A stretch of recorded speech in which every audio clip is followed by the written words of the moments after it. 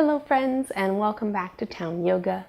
Today is day 2 in the No Pain series, and this is a very gentle focus on strengthening and stretching, specifically for chronic pain or with chronic pain in mind. Strengthening and stretching are both equally important for managing your pain, so we'll address both of those today, staying nice and close to our mats. And with that, even the mat is optional today. If you just clear yourself a comfortable space where you can lay down, you'll be all set, but the mat's always nice. Other props, we will come to a tabletop, so if you have sensitive knees and need like a blanket or a pillow for under each knee, go ahead and grab that now. Come on back, and then come down to a laying position, which is where we'll start, laying on our backs with our heels close into our bums. Making your way there, and just take a few breaths to settle in. With your knees pointing up to the sky, your hips releasing and relaxing down to your mat. And you can have your palms by your sides, up or down, or maybe resting on your belly.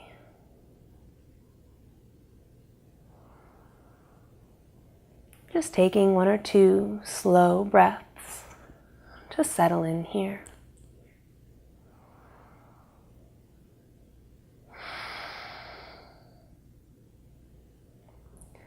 And we're going to start our practice bringing your hands to your belly and then kind of sliding them over to your hips.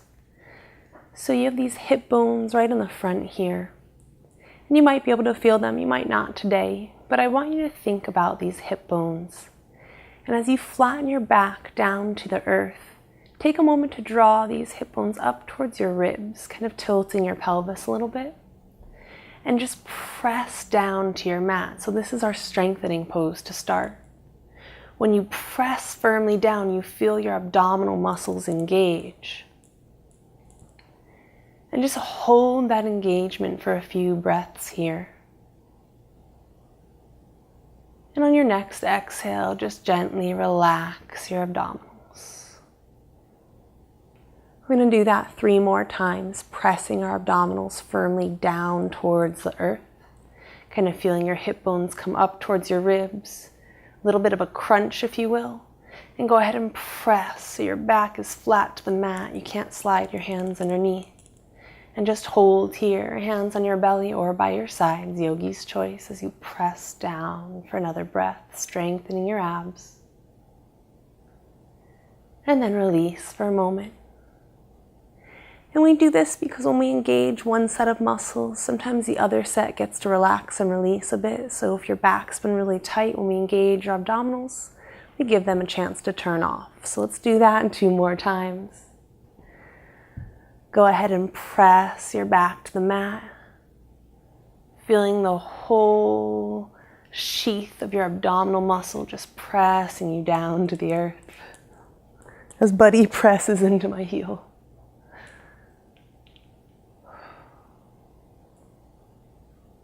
And then exhale, release and relax. And 1 more time, press your back down into your mat or the ground. Feel your abdominals engage as you hold here for a few rounds of breath. And then exhale, release and relax.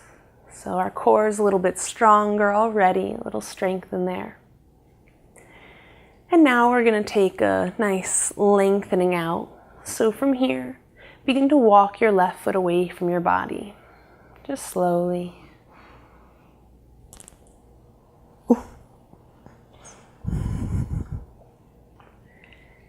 And you might even walk your left leg all the way straight so that your heel and the back of your knee are on the mat and your toes up to the sky. But if it doesn't get that far before you feel a stretch, then you stop before that.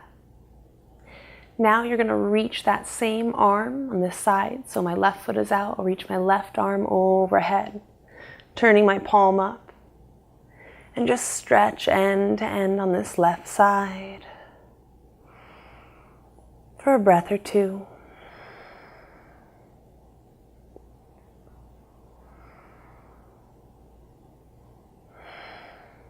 Before returning your hand to your side and then sliding your heel up towards your bum. And we'll take that on our opposite side. I like to take hand to hip just for a little grounding. You'll begin to walk your right foot away. And you might stop right here if you feel a little stretch. Or maybe you extend your leg all the way straight. And then you'll reach that same arm overhead, turning your palm up. And if this hand doesn't come to the earth, that's okay. It can be up. Maybe you take a pillow and rest it on top of that. Just reaching end to end for a breath or two. Bring your hand back to frame your hip. And slide your heel back towards your bum.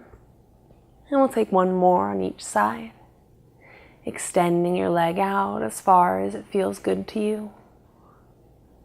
And then reaching an arm overhead with your palm up, finding length end to end on that one side of your body.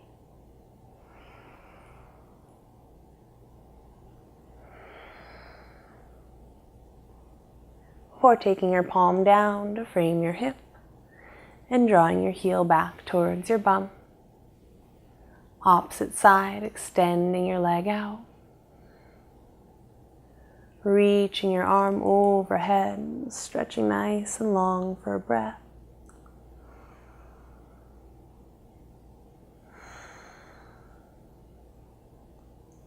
Before bringing your hand back to your hip and sliding your heel back to your bum. We'll stop here for a moment to press our back to the mat again, lifting those hip bones towards the ribs. Your bum stays heavy as you press your full back down to your mat. Now keep this engagement, pressing your back down, and walk your right foot away again. When you get out to as far as you'd like to go, squeeze your bum a little bit, and then reach the opposite hand overhead. A little different stretch here as you engage the muscles in your back and your glutes, again giving the front of the body a chance to relax and release a bit.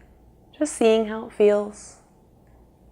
And then draw your hand back to your hip, your heel to your bum. Release the muscles in your back and your abs. And then engage again, pressing down. Begin to walk your right foot away. When you get as far out as you'd like, squeeze your glutes like you're trying to squeeze your bum. And then reach that same arm overhead and just lengthen end to end with a squeeze in your bum for a breath.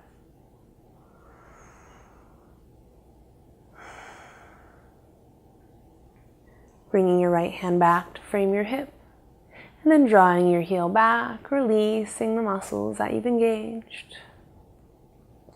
And then from here, you're just going to draw your knees up towards your chest. Oh, sorry, buddy boy. And take circles in any way that feels good to you. I like to take my knees apart and bring them back together in kind of a half circle. But really, any motion that feels good, just take that. Don't question it. And then you'll just pause here with your knees to your chest. Reach one arm overhead. And then roll to that side of your body, using your bicep as a pillow. As you plant your opposite foot in front of your chest and turn yourself up to hands and knees.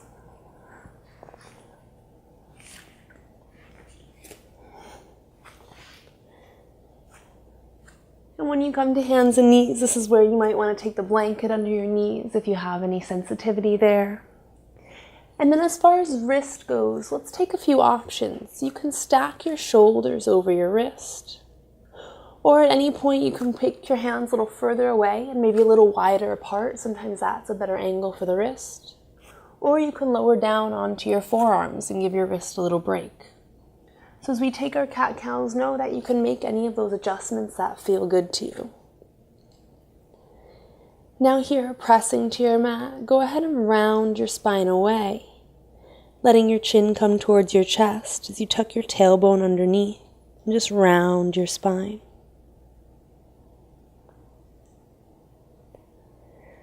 The next time you inhale, lower your belly towards your mat. Begin to lift your chin up and draw your collarbone back as you kind of tilt your tailbone up towards the sky. And we'll flow here, exhaling as you round your spine away.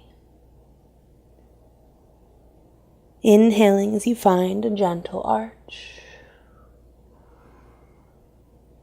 And just take a few rounds of this traditional cat-cow flow, remembering that you can adjust your hand placement to where it serves you best.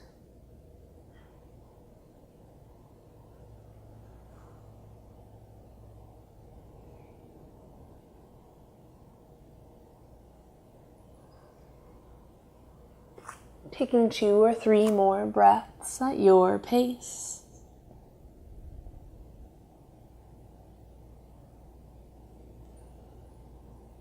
There's no real right or wrong in this kind of cat-cow movement. It's all about exploring and finding what feels good in your body. Unintentional yoga with Adrian quote right there. Find what feels good. I love it.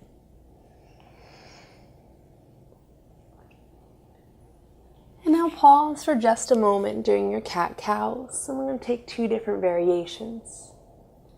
The next time you round your spine, see what it feels like as you lower your hips back towards your heels a little bit.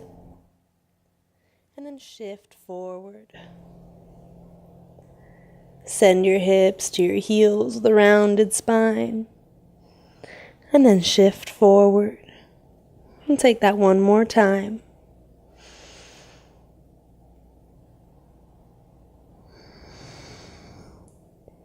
And then coming back to that neutral spine, or rounded spine, but neutral over your wrist. Go ahead and lower your belly towards the earth so you find that nice arch in your cow spine. And then from here, just send your hips side to side and just look to the side you push your hip out to. That way you get a little neck stretch.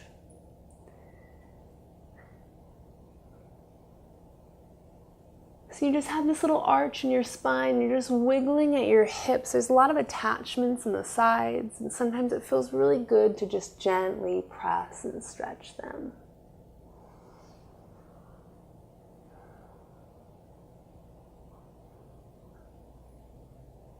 One more time.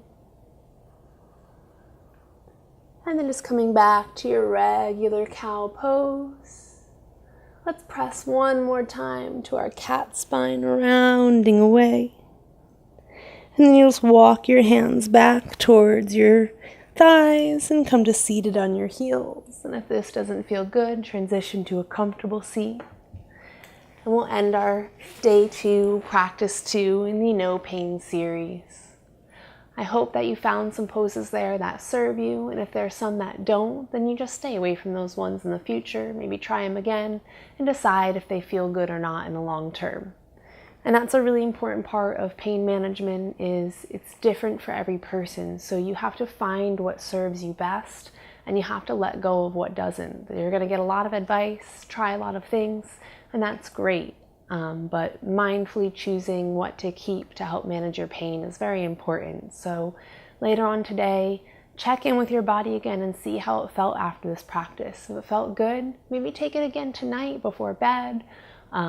Maybe just whenever it serves you best, bring that up and check it out, try it out. But always check in with how you feel a little bit after to see if it's something that's serving you in the long run or not.